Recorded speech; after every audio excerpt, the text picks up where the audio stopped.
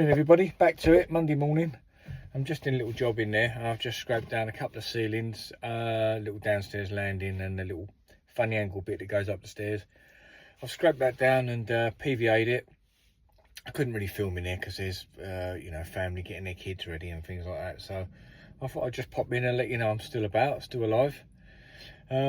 So yeah, I might be able to film some of it, but there's not really that much to film really. There's probably a bucket of gear I'm going to mix up and chuck that on today, so, and then prepare the upstairs after, because the kids were asleep this morning. One of them's been ill last night, which is always awkward, you know. You walk into a job in the morning and I don't know if you've ever had this, but young family, and then like the parents, oh, we had a hell of a night last night, the little one was up, kept us up all night, and it's horrible because if you've got older kids, you'll have known what that's like when your kids were young. I did sort of say to him, look, do you want me to give you some time? Do you need to? And he's like, no, you're fine, come in. So you come in and put your dust sheets down, and of course people are in and out, and I've got to do a little bit of scraping down and PVAing, and just by the nature of life, people are walking past you up and down, kids need sorting out. So anyway, I'm at the stage where everything's had 2 coats of PVA. I think the lady's getting the kids ready upstairs and she's going to get them out for a while, so I can start mixing up. So I don't want to start putting spreading plaster if kids are walking out under me, because as you know, kids, first thing they want to do is look up at what is going on, and the last thing you want is even a speck of plaster touching a kid's eye will send them off into a rampage. So let alone a blob of it, that would be horrendous. So any going on this week? What am I doing this week? So I'm here today, and I would imagine I'll be here tomorrow. I don't think I'll get this all done today. Wednesday, I am ripping down a stud wall in a garage so they can open the garage door up. But I put that wall up about 10 or 12 years ago. So I'm taking down what I built. Originally, the fella boarded it up because his son was in a band, or was potentially starting a band, and they just wanted to soundproof this garage a bit for him and his mates. Obviously that's a long time ago and he needs the garage back, so I'll be down there ripping out what I put on. And that is a job that nearly killed me, and when I say I nearly died on that job, I'm not exaggerating. When it was horrific actually. It was a summer, and when I was putting this stud wall up, I was putting the insulation in for the soundproof, and I had no mask on, and I was in a little garage, and my throat got blocked up with loads of insulation blown about, and the back of my throat blocked, and I couldn't get no air in. And when I say I couldn't get no air in, I mean it was like someone had put a cork in the back of my throat. So I went like that, couldn't get nothing in, went like that again, and then panic set in. And I honestly believe the people were out, they'd gone to work, so the house was locked up. But obviously I was in the garage. Because it was warm, before I went, the lady had made me a glass of squash. So I'd drunk the glass of squash. But I believe if that glass hadn't been to hand, I honestly think I would have died in that garage, because I couldn't get no air in, and I was panicking. Probably about 10 seconds went past, and I started feeling like I was going to pass out, maybe through panic or no air. And that glass, I just picked it up, went to the outside tap, and I was literally chucking it down my throat, trying to cough and trying to breathe, and nothing was going. And it felt like the best part of 20-30 seconds, and then suddenly it went. I can't remember if it went out or it went down, but it went. And you know what, really give myself a bollocking. It was like, what the fuck are you doing? Stop being such an idiot. Stop rushing jobs. Stop thinking about what you're doing and start looking after yourself. But I still haven't got a mask on now, scraping down Artex. Sounds like a silly thing, but I have had someone I used to know, he died in a restaurant. He got a bit of bread caught in his throat. He dropped dead in the restaurant. So these little things that block the back of your throat up do, they do kill you. So just be aware out there. Don't be like old silly bollocks here and not wear a mask, especially with insulation. I mean, it was just horrendous. That's why I don't like doing things like insulation. I don't like doing lofts and things like that. So anyway, that's a big old rant from me, but I'm going to have some of my nice Greek yogurt now. I've got fruit and nuts in it. Gonna make sure I chew my nuts. Don't want to die with a nut in my throat, do I? Anyway, I might see you back in there for or just show you what I've done. I'll probably take a couple of photos or a couple of videos as I go. Here we are inside the job now. So all I'm showing you really is a big, nice, big, thick first coat here. It's got a couple of handfuls of bonding in that because it was quite deep, that Artex stipple. So just chuck that on, just waiting for this first coat to pick up, and then I will skim the top coat. But I don't think I've shown you that. This is tomorrow's job. This upstairs bit is sort of split into two halves really. So again, not a big job, but it's a better job tomorrow because I think the kids are at school. Oh, here's this curtain pole. He just asked me if I could look at that while I was there. So I don't think they've been in the house about a year, I think, and that's been bodged up over the years. So yeah, I said leave it with me, I'll sort it out. So I just thought I won't even try and bodge it again. I'll cut it right back out like I am here. Just score around it, cut a nice big manageable chunk out, and then we've got like the metal lintel behind there. So I didn't just want to fill it with anything sort of you know, like a powder mix, because obviously damp will come back through that. So just spraying it up just to dampen it down. And what I did, I cut a bit of plasterboard and just squirted a bit of foam on that, bit of foam adhesive, and then just stick that in there for tonight, let that go off, and then tomorrow I will put another layer. I'll probably get another layer of plasterboard on that with a bit of plasterboard adhesive on it. That way it gives it something for a raw plug to bite into when he fixes another curtain pole in, because he's not going to get through that metal with anything, so he can only go as far as the metal when he puts a curtain up. And also he's had to eat his bathroom done recently as well, I think, and then the plumber in his wisdom has thought, you know what, I'm going to stick the towel rail on before the wall's been made good. So he's been waiting for a decorator to come back who's supplied by the bathroom fitter, but I don't think he's having much joy. So he said to me, would you look at that while I'm here? So I said, yeah, leave it with me, because I'm good like that. So I didn't want to get any plaster behind it because you can't get a trowel, so I thought I'd just give it a scrape. And then I've got a roll of that sort of fibre mesh. I didn't want to put a scrim over these joints because scrim, it can be a bit thick sometimes for filler, because I'm only going to fill over this. So I got a roll of this very sort of thin fibre mesh joint tape.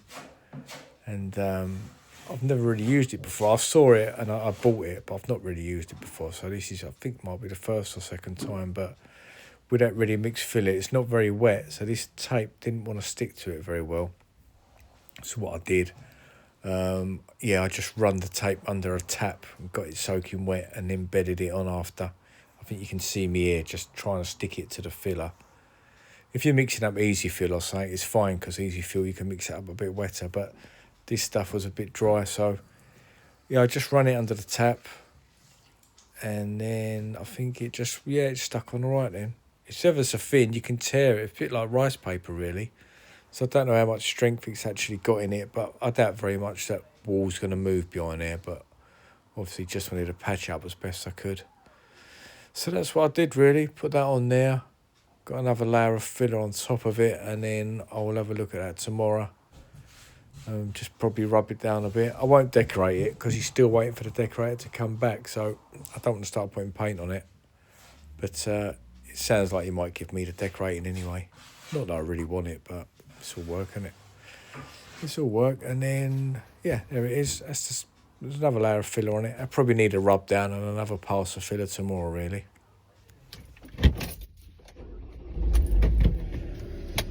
Right, that's my shopping done. Not a bad little day, is it? It is 2:30. I finished my little job for the day, and I've also done the shopping. Shopping? Why am I saying it like that? Shopping? Like I'm from Norfolk. I've been shopping. I'm stopping the job. Years ago, when I used to do a bit of railway work, and for those that know about railway work, most of anything platform-wise has to be done out of hours, and we didn't touch track. We never did track work, but there might be a burst main or something like that we'd have to fix, or a coping stone on the edge of the platform, that sort of thing, but not actual track work. We wasn't track workers.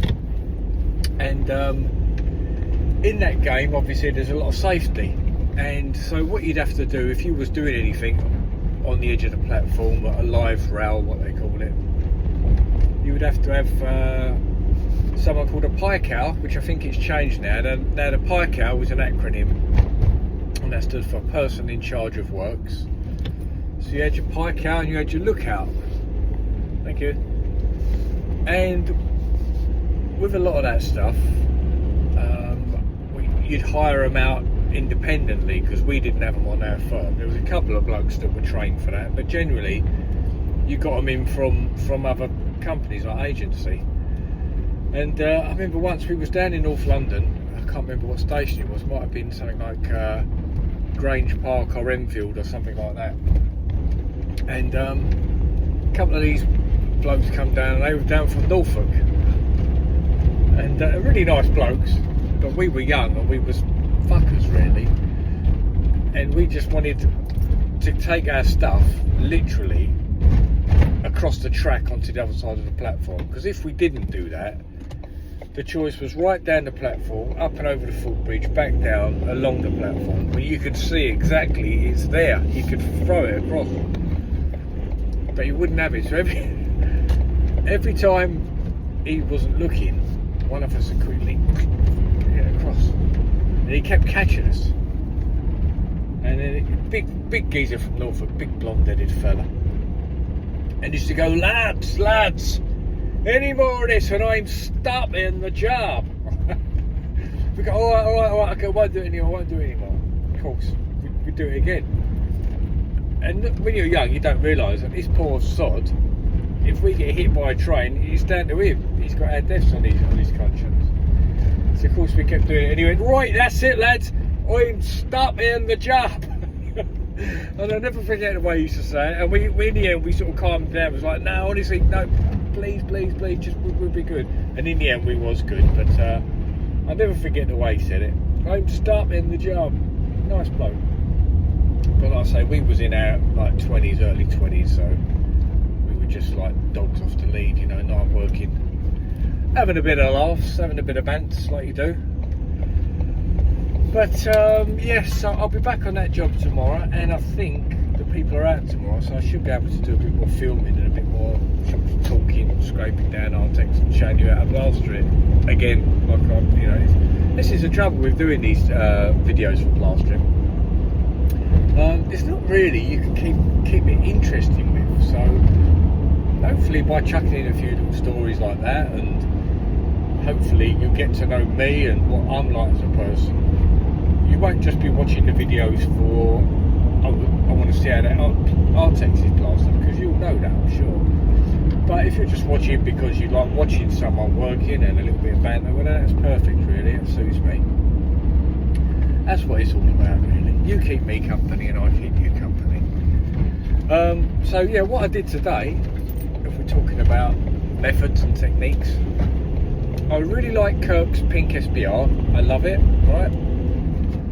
Not trying to grovel to Kirk, not trying to get him to involve me in any of his videos just to shoot my ratings up, but his stuff is really good. I really like it.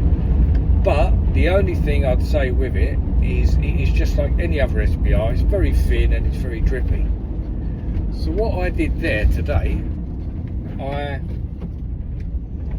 put my PVA in my tub, and I literally just put a drop, like a lid full of Kirk's pink SBR in the PVA, stirred it around, and it'd give it a really nice sort of light pink colour then. So then I got all the benefit of putting the PVA on, with all the added benefit of Kirk. Sorry, there was a car that was going to come right across me then, but he didn't. Yeah, so I had all the benefit of using thick PVA, which didn't drip anywhere, with all the colour in and maybe a little bit of strength of the SBR in it. So I think I might go that way now. That's worked really well, actually.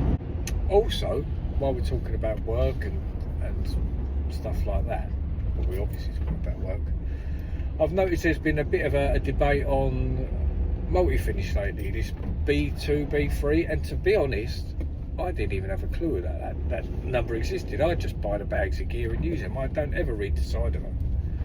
I've never needed to, but I've just, obviously since watching Smurf's been talking about it, Master Smurf, he's been mentioning about this dodgy batch that he's been using, and what he's describing, the way this multi-finish behaves, it reminds me very, very much of a product that was available in lockdown. Do you remember when all the plaster disappeared and no one could get hold of any?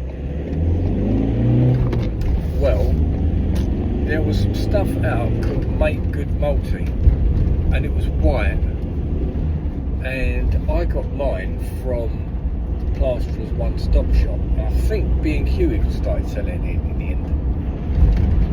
It was white, and initially it was lovely because you mixed up this plaster and it just looked like a big white bucket of multi-finish, and it was lovely because when you were spreading it on your walls, instead of the room becoming darker like it does with multi-finish, the room was becoming lighter.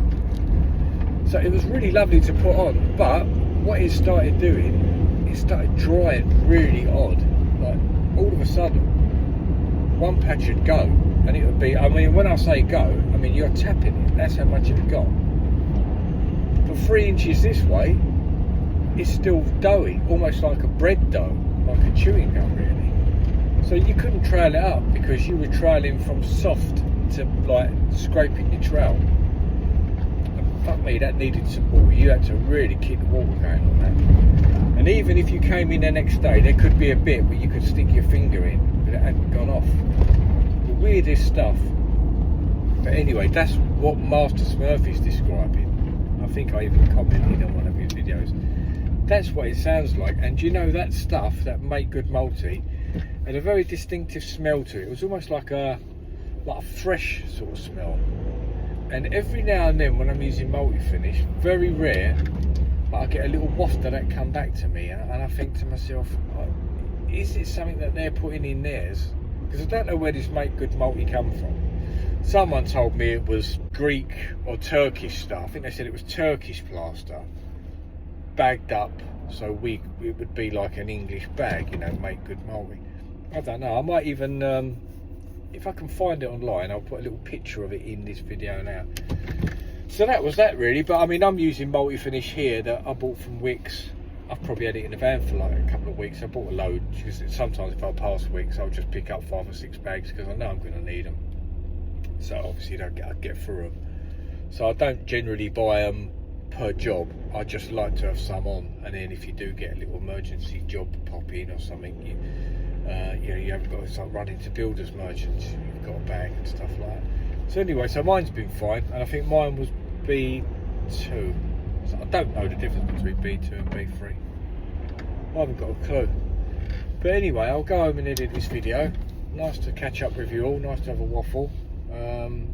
And I'll see you tomorrow back at that job, where I will be skimming a couple of ceilings and just doing a couple of patches. I also got that curtain pole bit just to patch in properly. I'll attach that in this video as well. You'll see I just cut out a bit of wall for a curtain pole to go back in. It had been ripped out a few times, and so I just chopped the plasterboard right out. But anyway, that's not much of a job. I'll get home and sort this out. Gonna have my apple now. Dennis, come back with my apple pie. Who knows who sung that? What group had that in their title or in their song? I think it was Dennis. Hey Dennis, come back with me apple pie. Answer us on the postcode, please. Anyway, don't know where you're going to send it. Anyway, I'll see you later. I'm really glad.